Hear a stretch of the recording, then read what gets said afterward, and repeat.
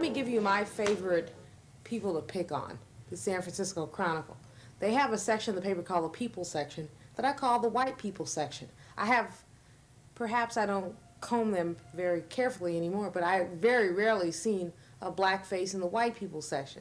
They did a segment on families and society, and in San Francisco, where clearly a minimum of 10% of the population is black, a minimum of 12 to 15 of the population is Latino, a minimum of 20% of the population is Asian, and perhaps 20% of the population is gay and lesbian. They had a bunch of white straights sitting around a table talking about the family. Now that's offensive to me. That is absolutely offensive. A dozen people and not a person of color, not a person of alternative lifestyle, that's absolutely offensive. And they don't apologize for it. They say, well, gee, those are the experts. Well, who's experts? You know, do you know that there is a Black Studies department at San Francisco State University and a School of Ethnic Studies, which includes Native American Studies and Asian Studies and Latino Studies? Do you know that at University of California, Berkeley, there's a School of Ethnic Studies? How dare you convene a meeting on the family and have it be a white people meeting? But no. Then they turned around and had a meeting on surviving the earthquake. Again, this was white people surviving the earthquake. The rest of us apparently are used to being jostled. You pick up a Chronicle and you wonder if black people die. You know, or do they just kind of spirit us away from our beds and you know, just take us to the funeral home with no obituary in the middle, no matter how accomplished we are. And okay, I mean, they've gotten a little better the last couple of years, but still, it's a narrow white occasion for them. And that it's not only painful and frustrating, but I think it also sends a message to young people that you don't matter. That, you know, if a white girl gets married, she, with her off-the-shoulder dress, will be placed somewhere in the center of a newspaper, but you got married and it didn't mean anything. That you can be born, get married, die, and even get arrested. And the only way it will appear on the front page of the Chronicle is as if it has some impact on white people. So the interest in ownership is that perhaps, and not necessarily, but perhaps the navel is of a different color. So there is at least a slightly different infusion of information. African American people have always been hungry and thirsty for information. We've always been wondering if there was another spin on what happened than what we heard on the 6 o'clock news. So there's always been a history of our involvement. Here in San Francisco, the Sun Reporter is a very old newspaper. It dates back to World War II. The historical reasons for a black press were that mainstream papers didn't cover our news. If you were looking at San Francisco, that the Chronicle and Examiner didn't think we were that important. So you had a Sun Reporter. Now a bit of our news filters in there, but we're still not fully covered. And if you were to take a Chronicle and a Sun Reporter and hold them side to side, look at the headlines, look at the articles, I think by and large you would not find a lot of overlap. And that's interesting. I mean, at a time when we're talking about our society converging, the things that people perceive as news don't particularly overlap. Jesse Jackson came to San Francisco on September 22nd, and that was front page news for the Sun Reporter. It was not news for any of the papers here. It did not, if it appeared, it did not appear on the first 5 pages of either the Chronicle or the Examiner the next day. But on the Wednesday paper and the Sun Reporter, it was front page news.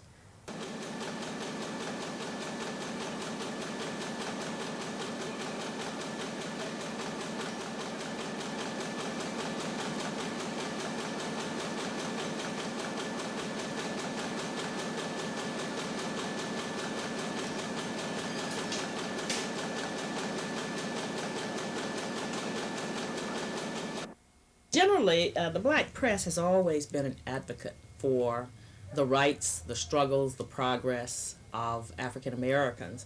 And it's no less important today than it was when it was founded in the 1800s. What I think we do that other papers do not do is we cover the news from a black perspective. For example, this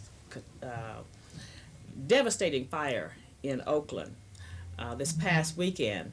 Well, we've just discovered how many black people lost their homes, and a little bit about those people, how they struggled to move to the hills of Oakland, and finally having gained a house there, only to lose it. Well, that won't be in the regular newspapers because many of the people who are there have been there for years, and it's no less important to them. But we would cover from a black perspective. We would dig out the news from a black perspective.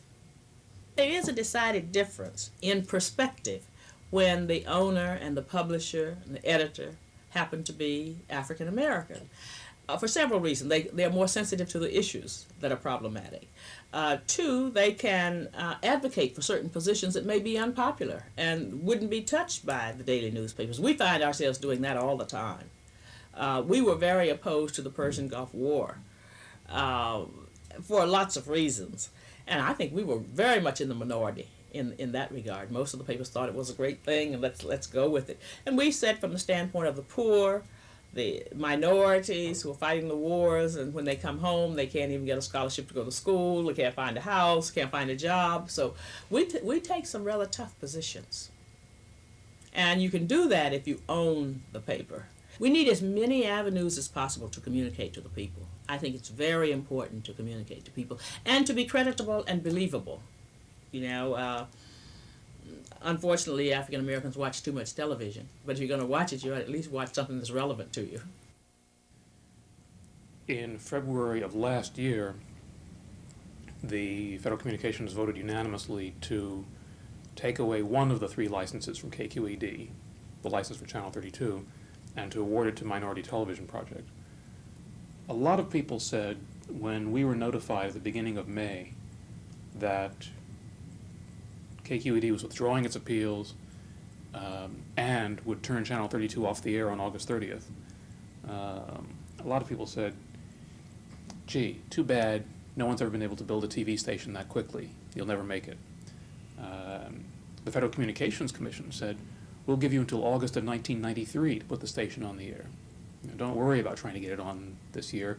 You can't make it. The commission staff said, you can't do it in 3 or 4 months. Well, here we are, the day after KQ went off, in fact, 12:01 a.m., the night they went off the air, 1 minute after they went off the air, our engineers and Otis McGee, the president of the company, went running into the 3rd floor room there at Sutro Tower, pulling cables and rewiring, and 9 hours and 40 some odd minutes later, we went on the air. Why do we believe we can serve the community better? I think that KQED has a very economically successful television station. They have a 30 some odd $1 million budget. They have a large audience. What we want to do is something totally different from what they're doing. We don't ever expect to carry what I suppose is now called the core PBS schedule, Masterpiece Theater Sunday night, Nova on Tuesday night, Mystery on Thursday night. That's not what we're about. What we're trying to do is to do a little bit of, somebody called it guerrilla television. I don't know if I'd go that far, but what we're trying to do is construct a totally alternative program schedule based on serving the minority communities of the Bay Area, which we believe have been historically underserved by all television stations. Simply because of the commercial imperatives of television to go after not only the largest audience, but the most affluent audience. We want to build a solid base of locally produced programming to focus on specific communities, but really have something in them to tell everyone. What we have in San Francisco is something which I believe is broader than any other station of this kind is trying to do, which is to serve all of the minorities of the San Francisco Bay Area, not just black, but also Asian, Latino, Native, and even getting into all the different lifestyles in the Bay Area, all the different age groups, seniors, children, gay community. As somebody who doesn't work here at the station called up and said that when she tunes through the dial on her cable tuner, she doesn't have to look at the numbers. She knows when she hits us because she sees something very different. And if we forget to be that different, I think that you can have all the commercial and financial success in the world, and that it hasn't profited you anything. Knowledge is power. And that we, as anyone who consumes media, because that's what we do, we consume it. When you turn on a dial, you essentially are inviting someone into your home. I mean, if some of these jerks rang your doorbell, you wouldn't let them in. But when you turn on a dial, you invite them in your home, you're consuming the service that they offer. Understand that. Not only are you consuming the service that they offer, but they're using your consumption to generate revenues. They're saying that X number of people read this paper, watch this station, and that's why we want your advertising. And from that standpoint, what people need to understand is they too can influence the shape, time, place, and integrity of the message by saying, we're disturbed that you covered this part of a strike, but not that part. We're upset that you looked at what was happening in the budget and the way it affected landlords, but not the way it affected renters. In very many ways, people have a lot of power that goes unexercised because we believe that these institutions are large and transmutable, and they're not.